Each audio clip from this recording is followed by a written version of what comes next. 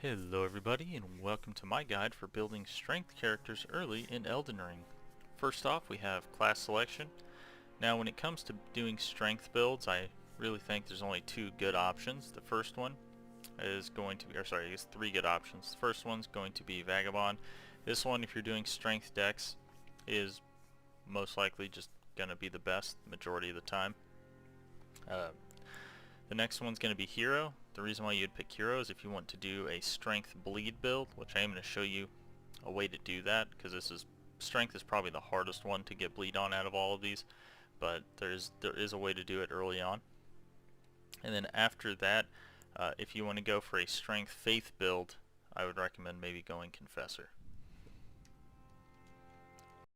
For weapons, your first option, and my favorite option, is the Grafted Blade Greatsword. It takes a little bit of work because you have to kill a boss for this, but it increases all of your stats by +5 when you activate its special ability. It's also a colossal weapon, so it breaks poise really nicely. After that, my recommendation would be the Greatsword with either the Holy or Gravitas enchantment. Gravitas just does a little AoE suck-in that does a little bit of damage. It's nothing crazy, but it does add magic damage to your weapon. Next is going to be this Y-Hander with the Sacred Blade enchantment on it. This is going to give you a holy scaling, so if you decide you want to go a faith build, it'll give you a way to utilize your faith stat. And it has a nice ranged AoE, or a nice ranged holy ability on it. Next off, we're going to have, I use the Lordthorn Greatsword for this just because you cannot put this on a colossal weapon. But what this does is it gives you a arcane scaling as well as your special ability causes bleed damage and is just pretty solid bleed ability. It's called Bloody Slash.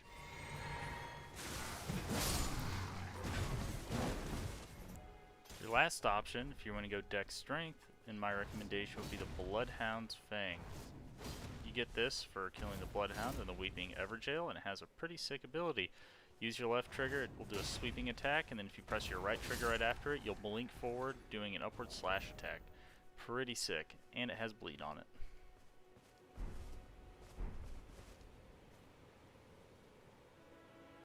Now what we're going to do is go grab this flail just to get an early bleed weapon.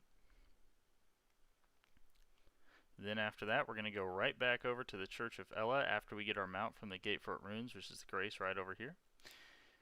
And then Ranny should be there if we wait until nighttime, and she'll give you your first Spirit Ashes, the Lone Wolf Ashes. We'll need these for later. They're just a little bit helpful as a distraction for bosses and such. Next, head on over to the Third Church of America. Right behind it in that little pond there, you'll find a teleportal that'll take you to the Bestial Sanctum. From there, run to Fort Faroth, and we're going to grab Radagon's Sword Seal. What this is going to do is it's going to be probably the best early game talisman you can get, in my opinion, because, you know, it's like you're talking about like 35 levels of free stats from it. Later on it's not as good because of scaling, but what it'll allow you to do is use the flail. And then we're going to use that flail to go outside and punch the dragon that's right outside this fort so you can get 75,000 free runes. Now keep in mind, after you get those runes, that you do need to hold on to some if you're going to go that Y-Hander route, because that costs 3,500 souls from the vendor. Punch this dragon, and then we will move on to where to grab everything.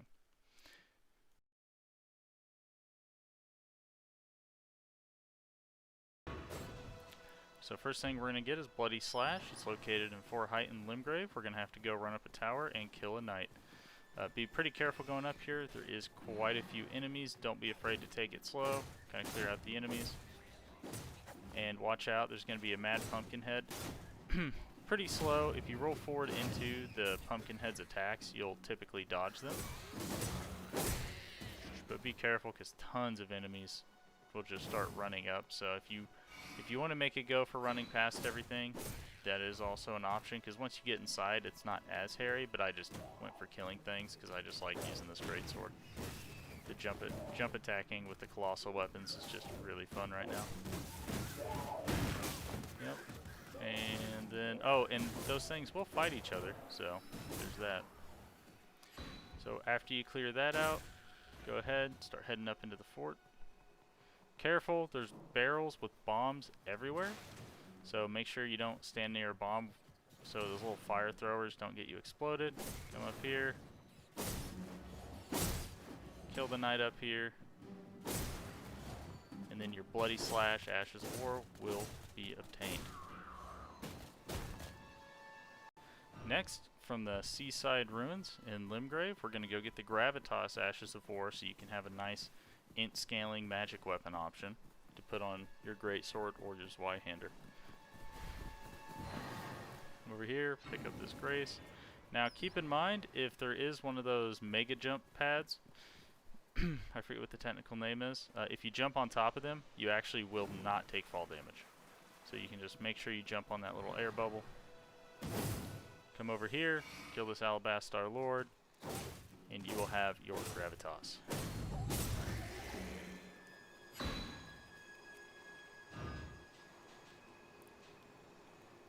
Next, head on over to the Third Church of America in Limgrave, and right above it, you're going to find a Teardrop Scarab that has your Sacred Blade, so you can get a nice faith scaling at Ashes of War to turn whichever weapon you want to put it on into a nice faith weapon.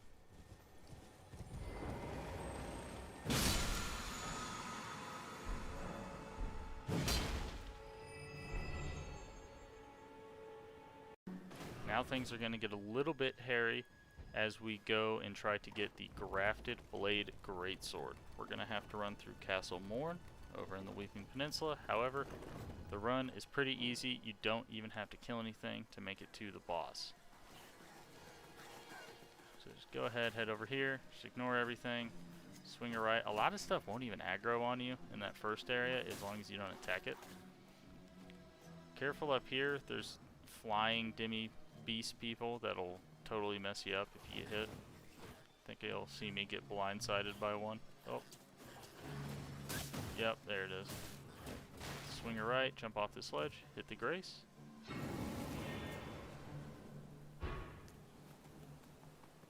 Head, jump off there, jump off here. You can fall down here or jump across that roof, either or. And you're gonna come, swing a left, hop onto this roof, hop down, just keep hopping down.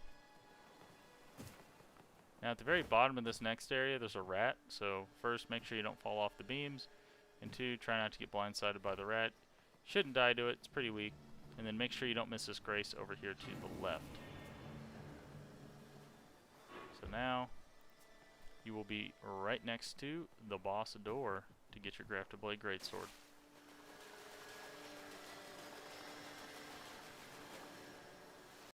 Alright, so if you want to make this easier, you can go ahead and do that dragon trick beforehand or after. It's kind of your choice when you want to do it. I went ahead and did it before, so all I had here was Radagon Sword Seal. I think I was around level 30.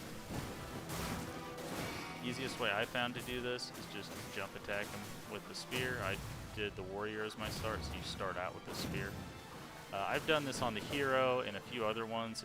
It's not too bad to just use the starting weapons as long as you got the Spiritable Fasces. Yeah, just dodge his attacks, jump attack him until you break his poise, and then stab him, and there you go. There's your Grafted Blade Greatsword. Next up, to get the Zweihander, head on over to this merchant, Weeping Peninsula. To get the Lordsorn Greatsword, it's just in a chest right next to the Gateside Runes, Side of Grace.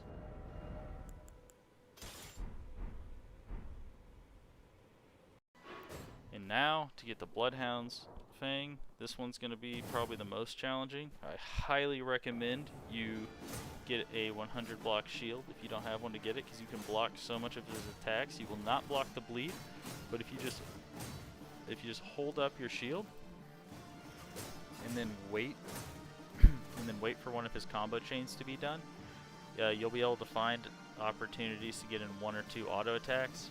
I tried going for, you know, just kind of a jump attack thing, but unfortunately this thing's so fast that, like, you might be able to get it, but it's going to be a little bit harder than just being playing it more patient. You know, just wait for him to finish combos where he gets into those little windows where you can hit him once or twice, and just kind of whittling him down.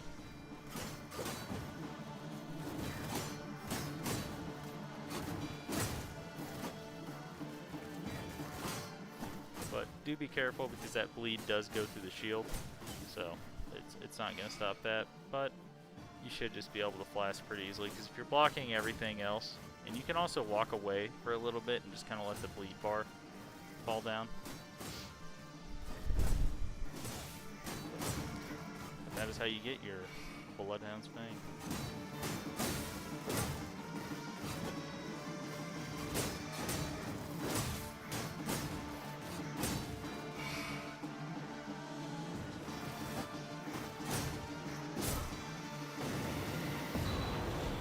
Great sword, head on over to the Calum Runes waypoint, then right over here.